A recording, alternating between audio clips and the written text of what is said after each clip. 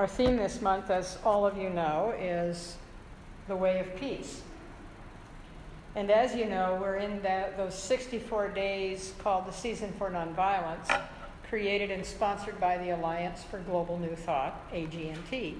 And today is day 42 of the 64 days.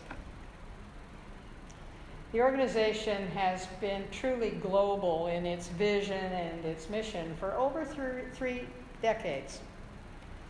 Their purpose is to create an awareness of nonviolent principles and practices as a powerful way to heal, transform, and empower our lives. And our communities as well. Through educational and community action campaigns, they're honoring those who use nonviolence to build a community that honors the dignity and the worth of every human being.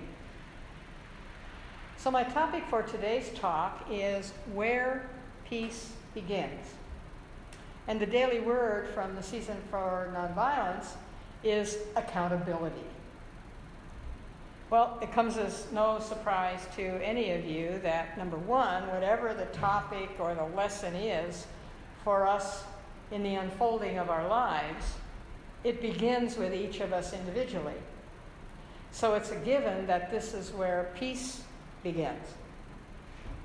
And it's a given that accountability for anything starts with each one of us individually as well.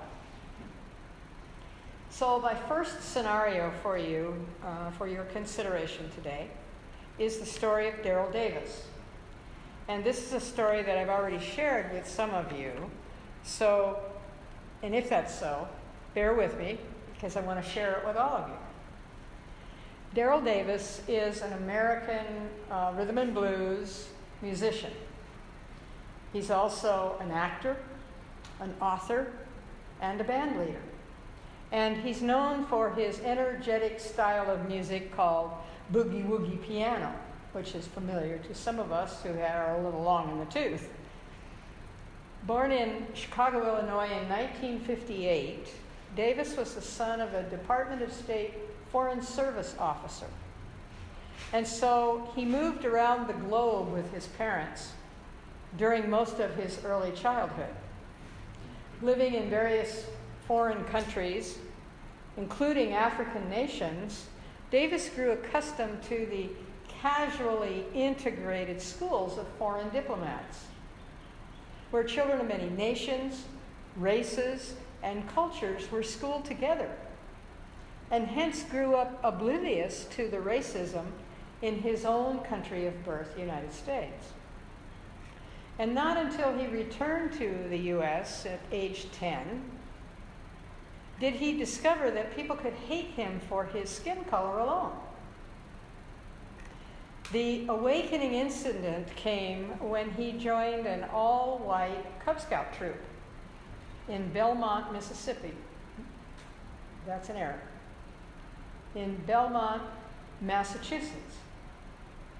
And while carrying the flag with his troop in a local parade, he began to be struck with rocks and bottles and stuff being thrown from the crowd, just him. Until his troop leaders formed a protective ring around him so that they could continue.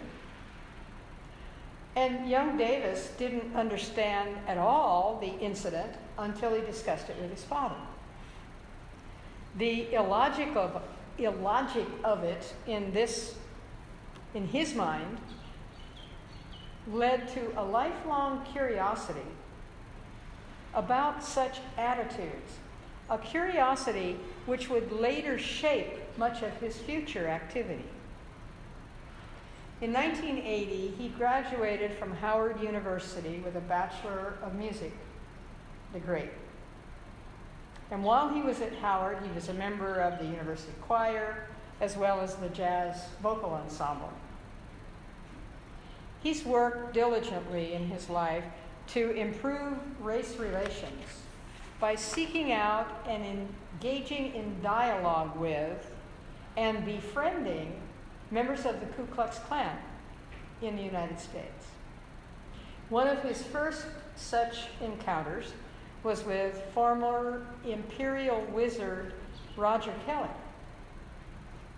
In 1983, Davis was playing country western music in what he described as a white bar when a patron came up to him and said it was the first time he had ever heard a black man play as well as Jerry Lee Lewis. And Davis explained to the man that Jerry Lee learned to play from black, blues, and boogie-woogie piano players. And he said, "He's a friend of mine."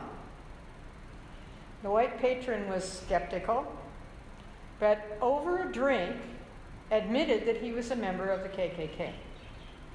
The two became friends, and eventually that man gave Davis contact information on Ku Klux Klan leaders. So a few years later, Davis decided that he wanted to interview Klan members and to write a book on the subject. He said, "I've had a question in my mind from about age 10. Why do you hate me when you know nothing about me?" That question had never been answered from my youth.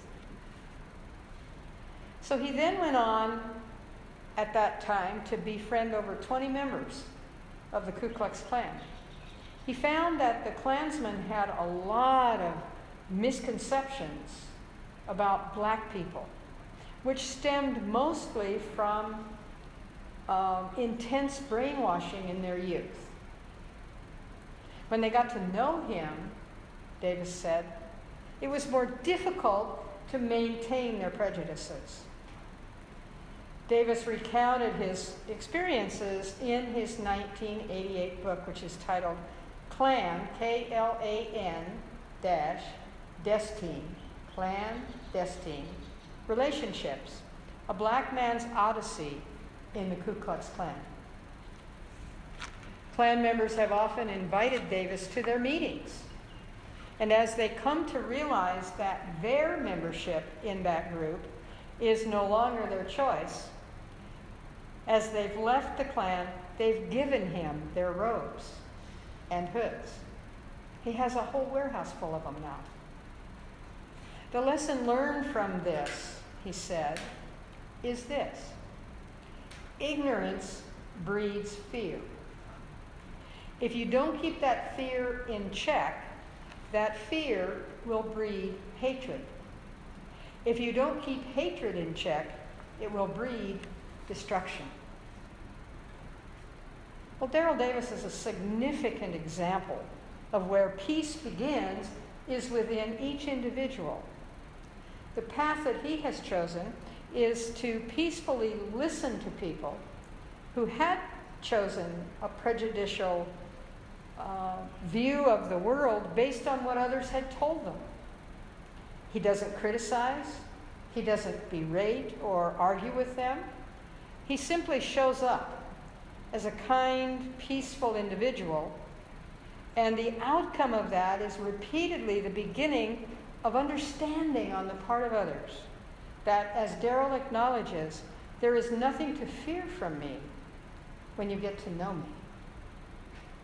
So similar to that story I shared with you in last week's talk about the community in San Mateo, California, that came together to talk with each other and to listen to each other about their differences. The second scenario that I have for you this morning is titled Change. I win, you lose, and change the world. This material was also obtained through AGNT from a book entitled The Bond, Build a Community of Oneness by Lynn McTaggart. And in chapter 8 of that book, the author sums up the new paradigm shift from life as a zero-sum game, which is I win, you lose, what's in it for me, to the new paradigm, which is I win when the rest of my community wins. So this can be demonstrated, she goes on to write, by describing the iconic scene in the movie A Beautiful Mind. How many of you have seen A Beautiful Mind? Good. Well, this is the scene when the mathematician, John Nash, realizes that the Adam Smith model of every man for himself is wrong. In the movie, Nash, who's represented by Russell Crowe, is sitting with some fellow graduate students in a bar in Princeton, New Jersey. And this is around 1948 in the story, when a striking blonde woman walks in with her brunette friends.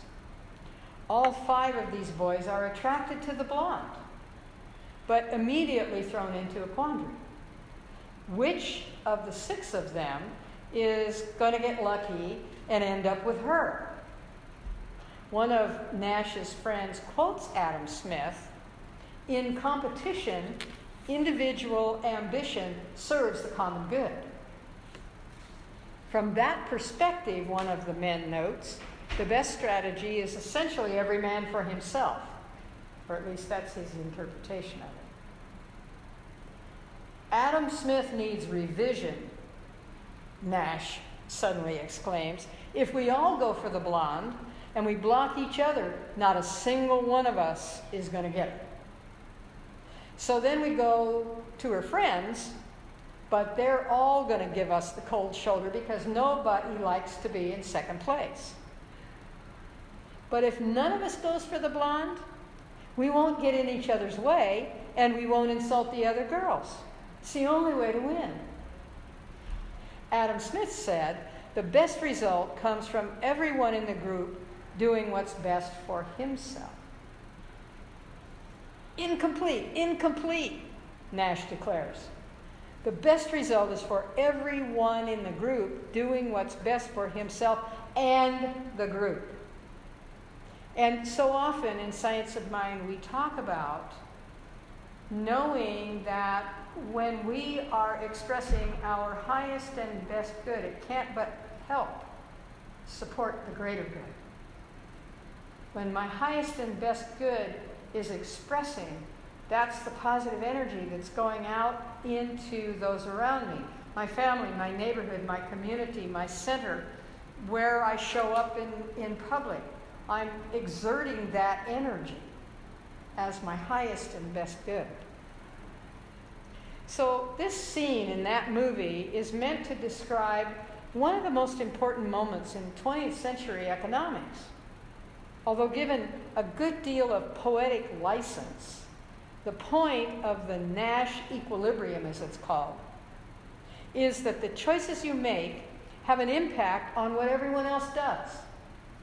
When you choose the best, highest possible position for yourself, and by so doing, it becomes the best for the group you reach, that sets up an equilibrium where everyone else's position is improved given the choices everyone else has made. So it's not only a spiritual principle, it shows up in life in general. The Nash model is the perfect illustration, McTaggart says, of the new bond paradigm. We do best for society by looking out for ourselves and the rest of our community. We could talk for days on looking out for ourselves and what that means in terms of Hawaii's wonderful word kuleana, the responsibility that we take for our individual lives, and then those around us, the privilege that we have to be included in that responsibility. McTaggart says this encourages everyone to use these principles when overcoming a me versus you or an us versus them mindset, and instead connecting for community and even trans-country goals. So here's the old paradigm, she points out. The old paradigm is the zero-sum game. I win, you lose. The old paradigm is, what's in this for me? Or I must win, I must dominate, I must be first. I look after my own, period. Us versus them. And that we do best for society only by looking out for number one. That's the old paradigm. Now here's the new paradigm, what she likes to call the bond principles. I win, and we all win. How can I serve? I choose to connect whatever it takes. I look after my own and the group. And it's us plus them. It's us and them. It's us including them. We do best for society by looking out for ourselves and the rest of our community. Another way of saying that is, what we talk about in Science of Mind is, there is no way that by accepting your highest and best in all areas of your life, that you are depleting anyone else's. There's enough to go around. There is an endless supply of prosperity, of creativity, of health, of love. So whatever you are sharing in community is immediately being replaced by a universe that cannot stand a void. It immediately pours more into that void. And though we laugh about this unexpected income thing that some of you are already doing and we're really promoting, it's that very thing, that the more I share my good, the more room I have to receive additional amounts of it. And we don't do it for that reason. We do it because we know that it builds in us a trust in the faith. It's inevitable that we are benefited by it in ways both known and unknown every moment. So each of these scenarios that I brought you this morning are examples of how peace can begin from within ourselves in order to be recognizable and effective, and in order for it to be available to others. Both stories are examples of old paradigms, prejudices, and ignorance moving forward unconsciously and or subconsciously. We're always reminded that when I do better, when I know better, I do better. Holmes calls that the thing itself. The very first chapter of the Science of Mind text, the thing itself. The King James version of the Bible makes reference to know thyself. Oliver Wendell Holmes waxes poetic when he says, the mind, once stretched by a new idea, never regains its original dimensions. And the examples go on and on. The value in acknowledging them is that each addresses our individual understanding and use of them in order to be the change we wish to see. That's why the way of peace always begins in our individual hearts, in our individual minds. And so it is.